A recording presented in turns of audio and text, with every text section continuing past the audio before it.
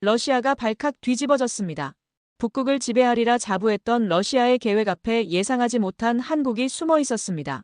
그리고 그저 작은 나라라고만 생각했던 한국에 대한 모든 생각은 산산조각이 났습니다. 지금 전 세계 무기 시장과 북극 항로의 판도가 완전히 뒤집히고 있습니다. 그 놀라운 이야기 지금부터 시작됩니다. 저는 안드레이 이바노프입니다.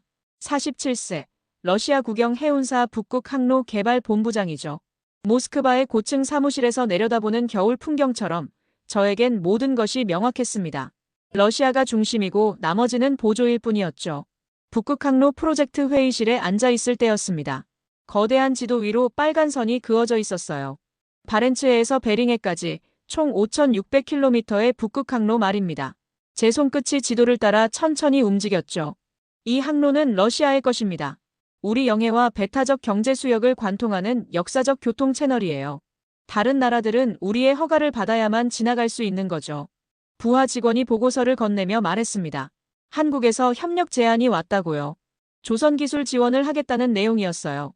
저는 코웃음을 쳤습니다. 한국이요. 그 작은 나라가 우리에게 무엇을 도와준다는 거죠. 다음 주에는 부산으로 출장을 가야 했습니다. 형식적인 실사차 방문이었어요. 러시아 대표단의 일원으로 한국의 조선소들을 둘러보는 일정이었죠. 솔직히 큰 기대는 없었습니다. 그냥 우리가 얼마나 큰 시장인지 보여주고 그들이 우리를 따라오려 애쓰는 모습을 확인하는 정도였어요. 비행기 안에서 동료가 말했습니다. 한국 조선업이 꽤 괜찮다던데요. 저는 어깨를 으쓱했죠. 괜찮다는 게 뭘까요? 우리 러시아의 북극 프로젝트 규모를 알고나 하는 소리일까요? 2035년까지 북극 항로 물동량을 1억 5천만 톤까지 늘리려는 우리의 계획 말입니다. 창밖으로 시베리아의 끝없는 설원이 지나갔습니다. 저 광활한 땅이 러시아의 힘이에요. 북극해의 얼음 아래 잠든 엄청난 자원들. 그 모든 것이 우리 것이었죠. 한국 같은 작은 나라가 끼어들 자리는 없다고 생각했어요. 부산에 도착해서도 마찬가지였습니다. 깔끔한 항구와 현대적인 건물들이 인상적이긴 했지만 규모 면에서는 우리와 비교할 바가 아니었어요. 러시아는 세계에서 가장 큰 나라입니다. 11개의 시간대를 가진 거대한 대륙 국가죠. 호텔에서 동료들과 저녁을 먹으며 내일 일정을 확인했습니다. 대우조선해양, 현대중공업, 삼성중공업 견학이었어요. 들어본 이름들이긴 했지만 그저 우리 프로젝트에 참여하고 싶어하는 수많은 업체 중 하나 정도로 생각했죠. 그날 밤 호텔방에서 북극 항로 자료를 다시 검토했습니다. 2018년부터 물동량이 꾸준히 증가해서 1,601만 톤까지 늘어났어요. 하지만 이건 시작에 불과했습니다. 우리의 진짜 목표는 훨씬 컸거든요. 러시아만이 이 프로젝트를 이끌 수 있습니다. 우리에게는 원자력 쇄빙선이 있어요. 현재 7척의 원자력 쇄빙선과 3척의 디젤 쇄빙선을 운영하고 있죠. 이런 기술력을 가진 나라가 또 어디 있겠어요. 잠들기 전 마지막으로 생각했습니다. 내일 한국 조선소를 보긴 하지만 결국 우리가 중심이 될 수밖에 없다고요. 러시아가 북극의 주인이고 다른 나라들은 우리를 따라올 뿐이라고 말이에요. 한국도 마찬가지일 거라고 확신했습니다. 부산의 아침은 생각보다 화창했습니다. 호텔에서 내려다본 부산항은 컨테이너들로 가득했어요. 저 멀리 크레인들이 끊임없이 움직이고 있었죠. 약간 인상적이긴 했지만 여전히 러시아의 거대함에는 못 미친다고 생각했어요. 첫 번째 방문지는 대우조선해양이었습니다. 아니, 지금은 한화오션이라고 하더군요. 입구에서부터 뭔가 달랐어요. 직원들의 표정이 자신감으로 가득했습니다. 마치 무언가 특별한 걸 보여주려는 듯한 눈빛이었어요. 회의실에 들어서자 한국 측 기술진이 프레젠테이션을 시작했습니다. 처음에는 대수롭지 않게 들었어요. 그런데 화면에 나타난 것을 보고 깜짝 놀랐습니다. 쇄빙 LNG선의 3D 모델이었거든요. 한국 엔지니어가 유창한 영어로 설명했습니다. 영하 50도의 극한 환경에서도 견딜 수 있는 특수 강철, 100도의 온도차를 버텨내는 내구성, 1.5m 두께의 얼음을 깨뜨리며 항해할 수 있는 선체 설계. 옆에 앉은 우리 대표단 멤버가 작게 중얼거렸습니다. 생각보다 괜찮은데요. 저도 모르게 고개를 끄덕였어요. 하지만 여전히 러시아의 기술력이 더 앞선다고 생각했죠. 그때 한국 기술자가 놀라운 이야기를 했습니다. 야말 프로젝트용 쇄빙 LNG선 15척을 모두 자신들이 건조했다는 거예요. 이미 9척이 러시아에 인도되어 북극해를 항해하고 있다고 했습니다. 잠깐 뭐라고요? 야말 프로젝트는 러시아의 대표적인 북극 개발 사업이에요. 연간 1980만 톤 규모의 LNG를 생산하는 엄청난 프로젝트죠. 그 핵심 선박들을 한국이 만들었다는 말인가요? 화면에 실제 운항 영상이 나왔습니다. 한화오션에서 건조한 크리스토프 드 마제리오가 북극의 얼음바다를 가르며 나아가는 모습이었어요. 거대한 선체가 얼음을 박살내며 힘차게 전진하는 장면. 그 모습은 정말 압도적이었습니다. 우리 대표단 중 한 명이 질문했습니다. 정말 세계 최초로 쇠빙 LNG선을 만든 건가요? 한국 기술진이 자신있게 대답했어요. 세계에서 유일하게 저희만 이 기술을 보유하고 있습니다. 순간 회의실이 조용해졌습니다. 저를 포함한 러시아 대표단 모두가 할 말을 잃었어요. 우리가 북극 항로의 핵심이라고 생각했는데 정작 그 항로를 누비는 배들은 한국에서 만든 거였다니요. 점심시간에 동료들과 이야기를 나눴습니다. 모두들 예상보다 한국의 기술력이 높다는데 동의했어요. 특히 조선 분야에서는 확실히 인정할 만한 수준이라고 했습니다. 오후에는 삼성중공업을 방문했습니다. 거기서 본 것은 더욱 놀라웠어요. 거대한 드릴십과 FPSOV유식 원유 생산 저장 하역 설비가 건조되고 있었거든요. 해양 플랜트 기술에서도 세계 최고 수준이라는 설명을 들었습니다. 저녁에 호텔로 돌아와서 생각에 잠겼습니다. 한국을 단순히 협력국 정도로 생각했는데 어쩌면 우리가 놓치고 있는 게 있을지도 모르겠더군요. 특히 기술 분야에서 말이에요. 동료 중 한 명이 솔직하게 말했습니다. 한국 없이는 북극 항로 개발이 어려울 수도 있겠다고요. 그 말에 저도 모르게 고개를 끄덕였어요. 하지만 여전히 마음 한편으로는 인정하기 싫었습니다. 러시아가 주도권을 쥐고 있다는 생각을 버릴 수가 없었거든요. 그날 밤 잠자리에 들기 전 창밖으로 보이는 부산항의 야경을 바라봤습니다. 수많은 불빛들이 반짝이고 있었어요. 마치 한국이 우리에게 보내는 신호 같았습니다. 우리를 과소평가하지 마세요라고 말하는 것 같았거든요. 모스크바로 돌아온 뒤 며칠이 지났습니다. 부산에서 본 것들이 자꾸 떠올랐어요. 한국의 조선 기술력 말입니다. 하지만 여전히 한 가지는 확신했죠. 기술은 있을지 몰라도 진짜 국가의 힘은 다르다고 말이에요. 그러던 어느 날 충격적인 보고서 한 장이 제 책상에 올라왔습니다. 한국의 방위산업 현황에 관한 자료였어요. 처음에는 대수롭지 않게 넘기려 했는데 첫 페이지부터 눈길을 끌었습니다. 한국이 세계 9위의 방산 수출국이라는 내용이었어요. 2022년 기준 173억 달러의 수출 실적, 2020년 30억 달러에서 불과 2년 만에 5.8배나 급증했다는 수치였습니다. 이게 정말일까요? 더 놀라운 건 다음 페이지였습니다. 한국이 폴란드에 수출한 무기 목록이 나와 있었거든요. K9 자주포, K2 전차, 그리고 FA50 훈련기까지 총 계약 규모가 20조 원을 넘는다는 내용이었어요. 잠깐만요. 폴란드는 나토 회원국입니다. 서방의 첨단 무기를 얼마든지 도입할 수 있는 나라죠. 그런데 왜 한국 무기를 선택했을까요? 궁금해서 더 자세히 찾아봤습니다. 이유는 간단했습니다. 독일 무기보다 납품 기간이 훨씬 짧았기 때문이었어요. 독일이 5년 걸릴 것을 한국은 2년 만에 해낸다는 거였습니다. 게다가 성능도 뛰어나고 가격도 합리적이라고 했어요. 부하 직원을 불러 더 자세한 자료를 요청했습니다. 며칠 뒤 받은 보고서는 더욱 충격적이었어요. 한국의 방산 기업들이 세계 순위에서 급상승하고 있다는 내용이었습니다. 한화 에어로스페이스가 세계 26위, 전년 대비 4단계 상승이었어요. LIG넥스원은 52위로 10단계나 뛰어올랐다고 했습니다. 한국항공우주산업도 56위로 순위가 올랐고요. 그때 동료가 들어와서 말했습니다. 한국이 우크라이나에 간접적으로 탄약을 지원했다는 소식이 있다고요. 미국을 통해서 말이죠. 순간 화가 났습니다. 결국 서방 편을 드는 거잖아요.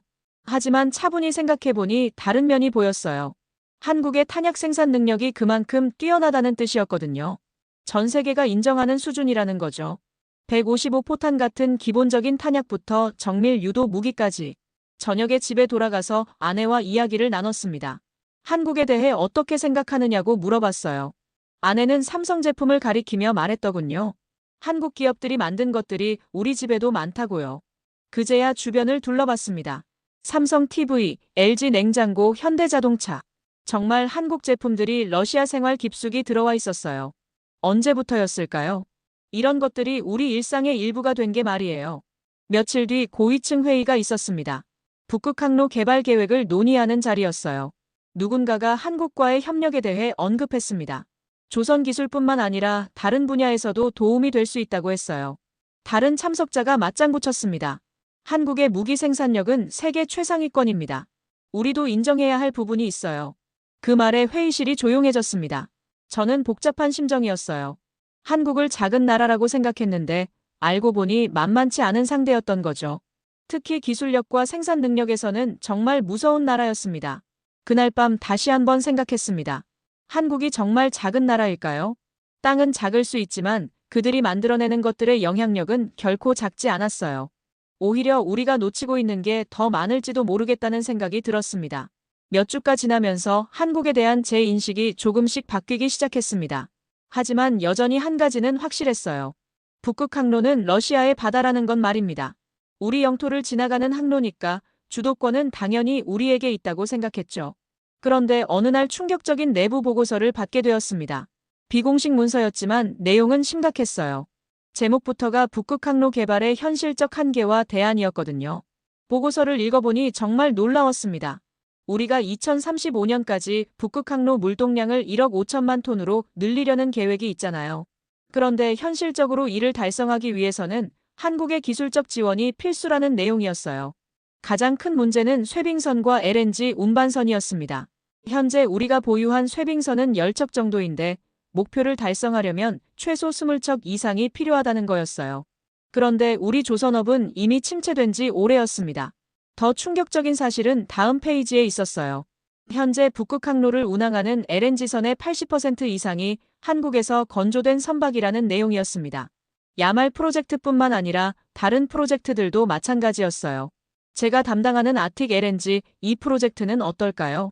이 프로젝트를 위해서도 15척의 쇠빙 LNG선이 필요한데 역시 한국 조선소들이 주요 후보로 거론되고 있었습니다. 중국과 경쟁이 치열하긴 하지만 기술력 면에서는 한국이 앞선다는 평가였어요. 점심시간에 동료와 이야기를 나눴습니다. 한국과의 협력 없이 북극 항로 개발이 가능할까요? 동료는 고개를 저었어요. 솔직히 어렵습니다. 우리는 자원과 항로를 가지고 있지만 필요한 선박을 만들 기술력이 부족해요. 오후에 다른 보고서를 더 검토했습니다. 북극 항로의 경제적 가치에 대한 분석이었어요. 아시아와 유럽을 연결하는 최단 항로로서의 잠재력. 수에즈 운하 대비 40% 거리 단축 효과. 그런데 여기서도 한국의 역할이 중요하게 언급되었습니다. 부산항이 북극 항로의 아시아 관문 역할을 할 수 있다는 내용이었어요. 이미 북극 항로를 운항하는 선박들이 부산항에서 연료와 선용품을 공급받고 있다는 사실도 새로웠습니다. 저녁에 집에 돌아가서 다시 생각해봤어요. 러시아가 북극 항로의 주인이긴 하지만 실제로 이 항로를 활용하려면 한국의 도움이 필요한 게 맞는 것 같았습니다. 선박 건조 기술부터 시작해서 항만 인프라까지 말이죠. 며칠 뒤 본부장 회의가 있었습니다. 북극 항로 개발 계획의 현실성에 대해 논의하는 자리였어요.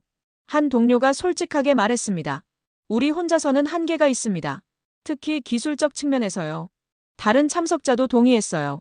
한국과의 전략적 파트너십이 필요한 시점입니다. 그들의 조선 기술과 우리의 자원, 항로를 결합하면 시너지가 클 것 같습니다. 그때 누군가가 중요한 지적을 했습니다. 한국은 이미 우리 프로젝트의 핵심 파트너예요. 야말 프로젝트만 봐도 그렇잖아요. 이제는 공식적으로 인정하고 더 체계적으로 협력해야 할 때입니다. 회의가 끝나고 나서 혼자 생각에 잠겼습니다. 저는 지금까지 한국을 보조적인 역할로만 생각했는데 실제로는 핵심적인 파트너였던 거네요. 북극 항로의 문을 여는 열쇠를 한국이 쥐고 있었던 셈이에요. 그날 밤 창밖을 바라보며 결심했습니다. 편견을 버려야겠다고요. 한국을 작은 나라로만 볼 게 아니라 우리의 진정한 파트너로 바라봐야겠다고 말입니다. 북극 항로의 성공을 위해서라도 말이죠. 어느 주말 오후 모스크바 시내 대형 쇼핑몰에 아내와 함께 나갔습니다. 평소에는 신경 쓰지 않았던 것들이 갑자기 눈에 들어오기 시작했어요. 한국 브랜드들 말입니다. 삼성 매장 앞에 사람들이 줄을 서 있었습니다. 최신 갤럭시 스마트폰을 보러 온 거였어요. 옆에 있던 LG 가전 매장도 마찬가지로 북적였죠. 러시아 사람들이 한국 제품을 이렇게 좋아한다는 걸 새삼 깨달았습니다. 푸드코트에 가니 더욱 놀라웠어요. 오리온 초코파이 매장 앞에 아이들이 모여 있었거든요. 부모들도 함께 와서 과자를 고르고 있었어요. 언제부터 러시아 아이들이 한국 과자를 이렇게 좋아하게 되었을까요? 주차장에서는 더 충격적인 광경을 봤습니다. 현대자동차와 기아자동차가 정말 많았어요. 특히 젊은 사람들 사이에서 인기가 높은 것 같았습니다. 차량 디자인도 세련되고 성능도 괜찮다는 평이 많았거든요. 집에 돌아와서 아내에게 물어봤습니다. 언제부터 한국 제품을 이렇게 많이 쓰게 된 거야? 아내가 웃으며 대답했어요. 당신이 몰랐을 뿐이지 벌써 10년도 넘었어요. 품질도 좋고 가격도 적당해서 러시아 사람들이 정말 좋아해요. 그제야 우리 집을 다시 둘러봤습니다. 삼성 TV, LG 세탁기, 에어컨까지. 정말 한국 제품들이 우리 생활 곳곳에 스며들어 있었어요. 어쩌면 제가 너무 업무에만 매몰되어 있었던 게 아닐까 싶었습니다. 월요일 출근해서 부하 직원에게 자료를 요청했습니다. 러시아 내 한국 기업들의 활동 현황 말이에요. 며칠 뒤 받은 보고서는 정말 놀라웠습니다. 삼성전자가 러시아에서 거둔 매출이 연간 수십억 달러라는 내용이었어요. 게다가 현지 고용 창출 효과도 상당했습니다. 수천 명의 러시아 직원들이 한국 기업에서 일하고 있었거든요. 더 흥미로운 건 다음 페이지였습니다. 러시아 부유층들의 한국 기업에 대한 인식조사 결과였어요. 삼성은 러시아의 진정한 친구라는 응답이 60%를 넘었습니다. 한국 기업들이 어려운 시기에도 러시아를 떠나지 않았다는 평가도 많았어요. 점심시간에 동료들과 이야기를 나눴습니다. 한 명이 흥미로운 일화를 들려줬어요. 자신의 친구가 부유한 사업가인데 한국 제품만 고집한다는 거였습니다. 삼성 휴대폰, 현대자동차, LG 가전제품까지. 왜 그러냐고 물으니 품질도 좋고 신뢰할 수 있다는 거예요. 또 다른 동료가 말했습니다. 제 아들도 한국 문화에 푹 빠져 있어요. K-팝을 듣고 한국 드라마를 보면서 한국어까지 배우고 있어요. 한국에 대한 이미지가 정말 좋아졌어요. 그 말을 듣고 깨달았습니다. 한국이 러시아 사람들의 마음을 움직이고 있었던 거예요. 단순히 제품을 파는 게 아니라 문화와 감성까지 전달하고 있었던 겁니다. 오후에 또 다른 자료를 검토했습니다. 한국 기업들의 러시아 투자 현황이었어요. 포스코가 러시아에 설립한 합작회사, 현대중공업의 러시아 조선소 투자 계획 등이 나와 있었습니다. 가장 인상 깊었던 건 이런 내용이었어요. 한국 기업들은 단순한 수출업체가 아니라 러시아 경제의 파트너 역할을 하고 있다. 일자리를 만들고 기술을 전수하고 현지 인재를 양성하고 있다는 거였죠. 저녁에 집에 돌아가서 아내와 저녁을 먹으며 이야기했습니다. 한국이라는 나라가 정말 대단한 것 같아. 아내가 고개를 끄덕였어요. 맞아요. 작은 나라지만 정말 열심히 하는 것 같아요. 그래서 러시아 사람들이 좋아하는 거 아닐까요? 그날 밤 혼자 생각에 잠겼습니다. 지금까지 저는 한국을 경제 규모나 영토 크기로만 판단했어요. 하지만 실제로는 훨씬 큰 영향력을 가진 나라였던 거네요. 러시아 사람들의 일상생활에 깊숙이 들어와 있고 마음까지 움직이고 있었으니까요. 며칠 뒤 고위층 브리핑 자리에서 누군가가 말했습니다. 한국 기업들은 진정성이 느껴집니다. 단순히 돈을 벌려는 게 아니라 러시아와 함께 성장하려는 의지가 보여요. 다른 참석자도 동의했어요. 북극 항로 개발에서도 마찬가지일 겁니다. 한국은 우리와 진정한 파트너십을 원하는 것 같아요. 일방적인 관계가 아니라 상호 이익을 추구하는 거죠. 그 순간 제 마음속에서 뭔가가 바뀌었습니다. 한국을 보는 시각이 완전히 달라진 거예요. 이 작은 나라가 이렇게까지 했다고요. 단순히 제품을 파는 게 아니라 사람들의 마음까지 얻었다니. 회의가 끝나고 나서 창밖을 바라봤습니다. 모스크바의 거리에 한국 브랜드 간판들이 보였어요. 이제야 제대로 보이는 것 같았습니다. 한국이 러시아에 남긴 흔적들이 말이에요. 그날 저녁 집에 가는 길에 삼성 매장 앞을 지나쳤습니다. 여전히 사람들이 많았어요. 그 모습을 보며 생각했습니다. 한국이 정말 대단한 나라구나. 작은 나라라고 무시했던 제가 부끄러워졌어요. 제 사무실에는 거대한 북극 지도가 걸려 있습니다. 매일 아침 출근해서 그 지도를 바라보는 게 일과였어요. 하지만 요즘은 그 지도를 보는 시각이 달라졌습니다. 예전에는 러시아의 영토만 보였는데 이제는 한국과의 연결점들이 보이기 시작했거든요. 북극항로 경제성 분석 보고서를 다시 펼쳐봤습니다. 부산에서 유럽까지의 거리가 수에즈 운하 대비 40% 단축된다는 수치. 물류비 절감 효과만 연간 수백억 달러에 달한다는 계산이었어요. 그런데 여기서 핵심은 부산항의 역할이었습니다. 북극항로를 이용하는 선박들의 보급기지 역할을 하고 있었거든요. 연료 공급, 선용품 보급, 선원 교대까지. 이미 실질적인 북극항로의 아시아 허브 역할을 하고 있었어요. 부하 직원이 새로운 자료를 가져왔습니다. 중국의 북극항로 이용 현황이었어요. 중국 국영선사 코스코가 2013년부터 22차례나 북극항로를 이용했다는 내용이었습니다. 빙상 실크로드 정책의 일환이었죠. 하지만 중국 선박들도 결국 한국에서 건조된 쇠빙선을 이용하고 있었어요. 기술력 면에서는 여전히 한국이 앞서고 있다는 뜻이었습니다. 이게 바로 한국의 진짜 힘이었던 거네요. 점심시간에 동료와 대화를 나눴습니다. 북극 항로 개발에서 한국의 역할을 어떻게 봐야 할까요? 동료가 진지하게 대답했어요. 솔직히 한국 없이는 우리 계획 달성이 어려울 것 같습니다. 오후에 들어온 내부 보고서는 더욱 충격적이었습니다. 2035년 북극 항로 개발 목표 달성을 위한 필수 요소 분석이라는 제목이었어요. 결론부터 말하면 한국 기술이 없으면 목표 달성이 불가능하다는 내용이었습니다. 구체적인 내용을 보니 이랬어요. 목표 물동량 1억 5천만 톤을 달성하려면 최소 30척의 쇠빙 LNG선이 필요한데 현재 우리가 보유한 조선 능력으로는 10년 내에 이를 건조하기 어렵다는 거였습니다. 반면 한국은 어떨까요? 한화오션, 삼성중공업, HD현대중공업 등 세계 최고 수준의 조선소들을 보유하고 있었어요. 특히 쇠빙선 기술에서는 독보적인 위치에 있었습니다. 저녁 무렵 중요한 회의가 있었습니다. 북극항로 개발 실무진 전체가 모인 자리였어요. 저는 그동안 분석한 내용을 발표했습니다. 한국과의 협력 없이는 우리 목표 달성이 현실적으로 어렵습니다. 회의실이 조용해졌습니다. 모든 참석자들이 심각한 표정으로 제 말을 듣고 있었어요. 저는 계속해서 설명했습니다. 한국의 조선 기술력, 부산항의 허브 기능, 그리고 한국 기업들의 투자 능력까지 고려하면 한국은 우리의 핵심 파트너입니다. 한 동료가 질문했습니다. 그럼 우리가 한국에 의존하게 되는 건 아닌가요? 저는 고개를 저었어요. 의존이 아니라 상호 협력입니다. 우리는 항로와 자원을 제공하고 한국은 기술과 인프라를 제공하는 거죠.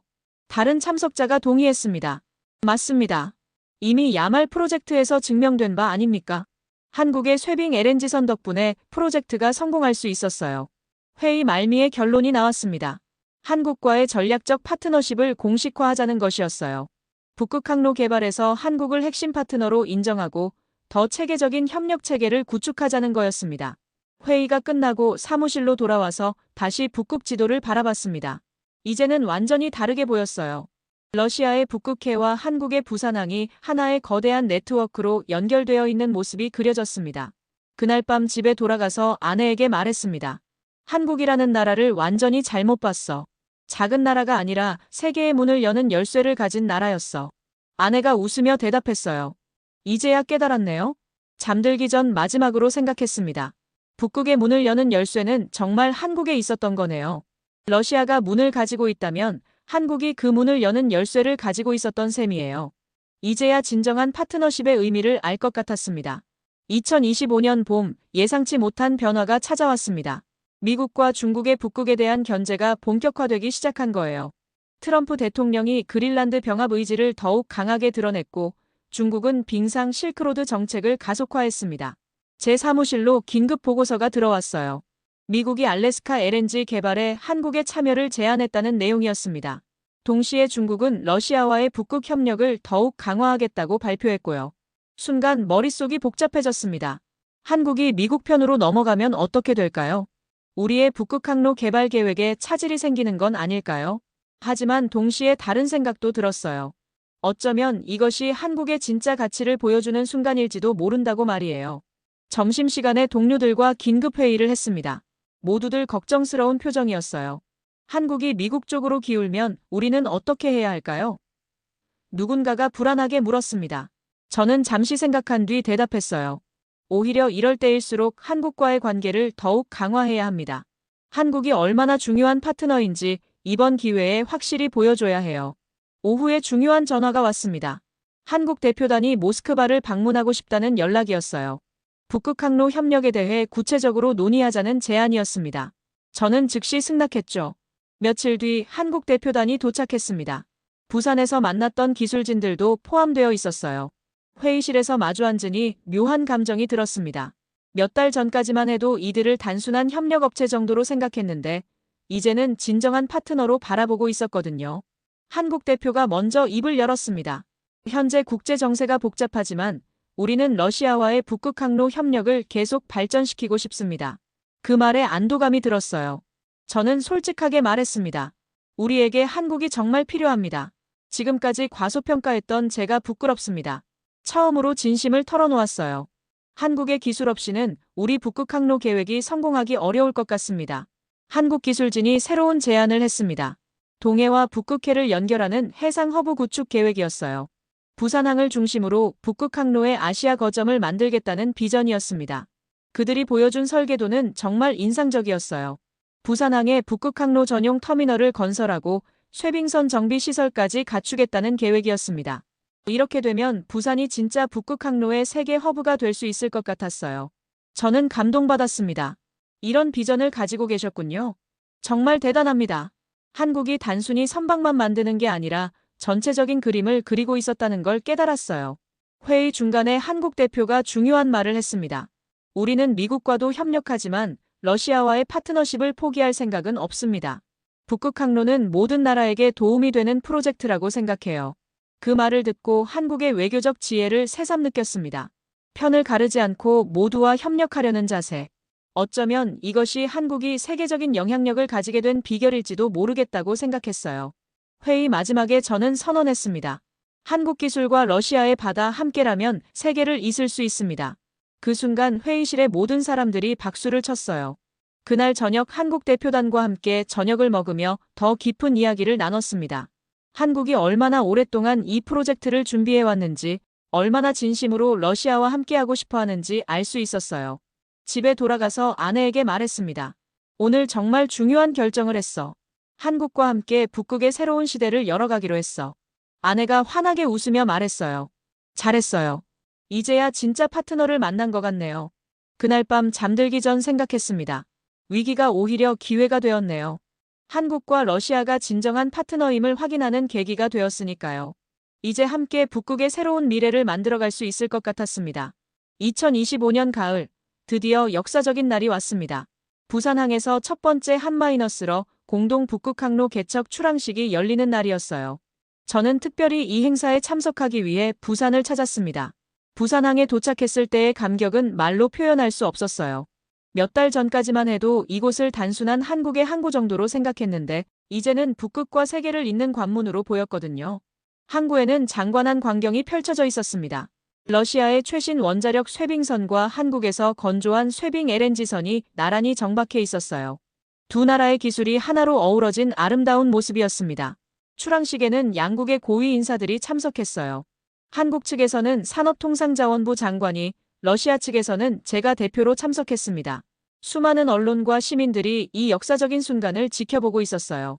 마이크 앞에 선 저는 감회가 새로웠습니다. 몇 개월 전에 저를 생각하면 정말 많이 변했다는 걸 느꼈어요.